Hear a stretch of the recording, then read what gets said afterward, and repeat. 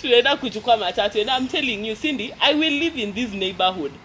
Your neighborhood pale juu ni Kidero, pale juu ni Raila, and I lived in that neighborhood. I think for me,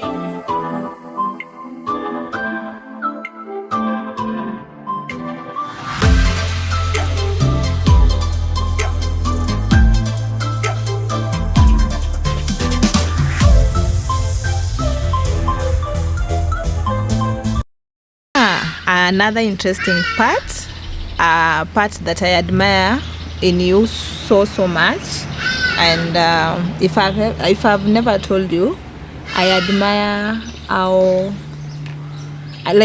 your spiritual life, literally. I don't think I tell you this enough, but I admire your spiritual life. I admire how, like, something normally just tells me you talk to God. I don't know. We have a conversation. We are buddies. Yeah, and I think I've even asked you several times, like, unasikiaje? Like, I think I've asked you, yeah. So, ministry and personal faith.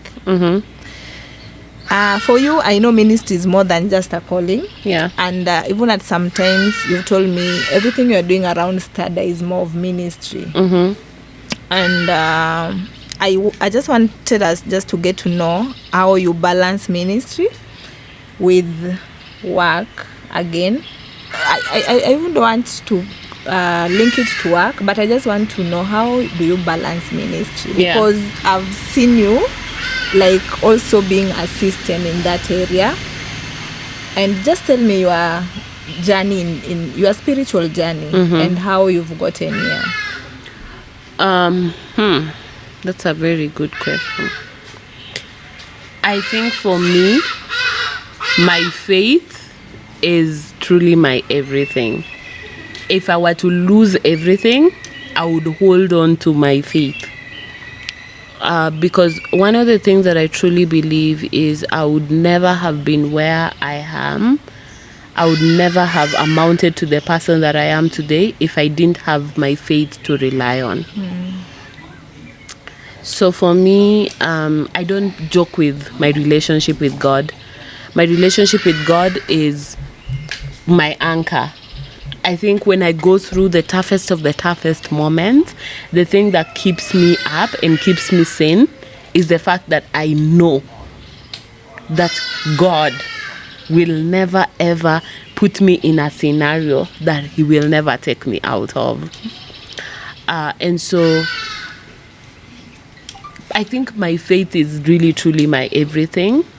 My faith defines who I am. It defines, it's like the foundation of everything that I've ever been, I've ever done, I've ever thought. Like, I just really rely on God for so many things. Like, I think a lot of people, for them, faith and God is something that they walk into on a Sunday and leave. For me, I ask the most basic of questions. And so when we are talking, there are certain times I tell you, like God told me. I know. I know. And some people think it's a cliche, but from the husband I married, from the children I have, and I get to hear some of these things from God, and it's very clear. I was talking about some of the children that I've had, and the fact that I dreamt about them so many times even before they came. And God spoke to me about exactly who they will become even before I got to see them. So to answer your question, I think there's no me without God. There can never ever be me without God. And I think it's the foundation of who I am. It's the foundation of who I will ever want to be. Because that relationship has made everything else around me possible. If you would have told me that my life now would be my life 5 years from now, I would say it's a lie. But remember, there's a time I was walking with you, and I keep on saying this because you are there.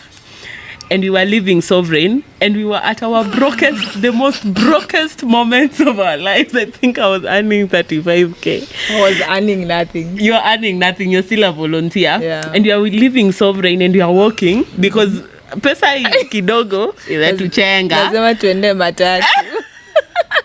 Tunaenda kuchukua matatu. And I'm telling you, Cindy, I will live in this neighborhood. Your neighborhood, pale juu ni Kidero, pale juu ni Raila, and I lived in that neighborhood. I think for and me, it didn't take long. It didn't take long from then. But I remember, like, I literally used to say things, and I'm wondering, hey, this is how you imetoka wapi surely me. How am I going to live? How am I going to live here? It's not possible. It's not something you can say with your human mind. It's something only God is able to tell you. And I am a huge believer in the power of life and death lying in your tongue. I'm a huge believer that everything that you ever need, you can truly say it and talk it into existence. And it's only because of the power that God has given us. So if I were to talk about my faith, I think I would talk the whole time. I would really... I don't have the correct words to be able to describe it. But what I can say is God is truly the anchor of my life. And if he is taken out of the equation, like I'm nobody. Like I'm just a nobody. And for me, I think that is what keeps me grounded, even in everything that I do. The fact that everything that I am and everything that I ever will be is a direct a direct beneficiary. Like I'm a direct beneficiary of what God can do. And so it doesn't matter what I have to let go. Like Ilene, maybe I always say, if God were to direct me, do this, I don't have to question it because I believe that he is my source. And everything that I have has come from him. Life, breath, children, husband, everything that I own, everything that I run, everything, like it has come from God. And so I don't question him when he wants anything. I don't question him when we talk and I don't understand it. Mine is just to obey. And the fact that I've always been obedient to him, I have seen it manifest and just become something that I never envisioned could be. So my faith is my everything. I ask God the most basic of things. If I'm not sure, I ask, and somehow the answer normally comes. And I am truly grateful for that relationship. I think it's the relationship that has made me who I am today. I think also that is something that people really don't know about you.